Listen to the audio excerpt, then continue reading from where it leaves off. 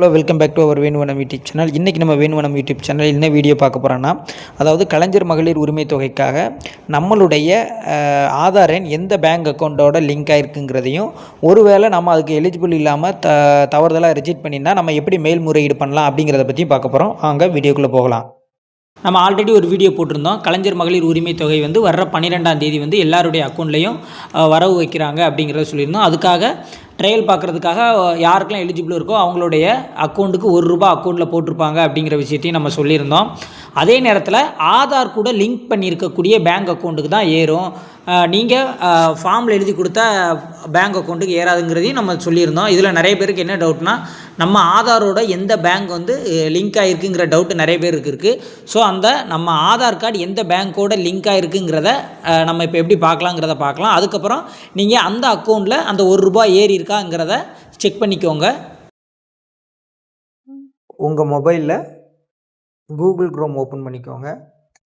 Google Chrome open பண்ணிவிட்டு அதில் search பாக்ஸில் UIDAI அப்படின்னு சர்ச் பண்ணுங்கள். அந்த க்ரோமில் நான் கூகுள் பாக்ஸில் போய் சர்ச் பாக்ஸில் UIDAIன்னு அடிக்கிறேன்.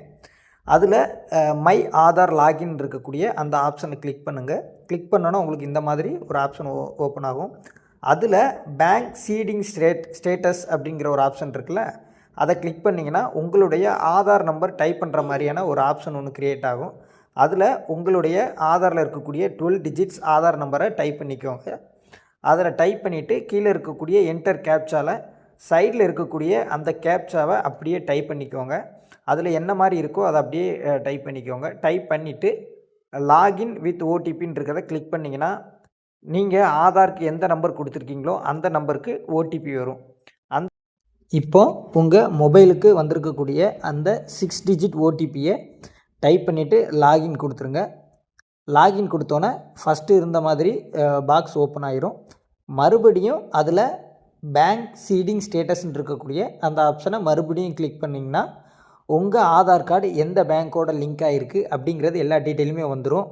அந்த பேங்க் அக்கௌண்ட்டில் ₹1 ஏறி இருக்கா அப்படிங்கிறத செக் பண்ணிக்கோங்க.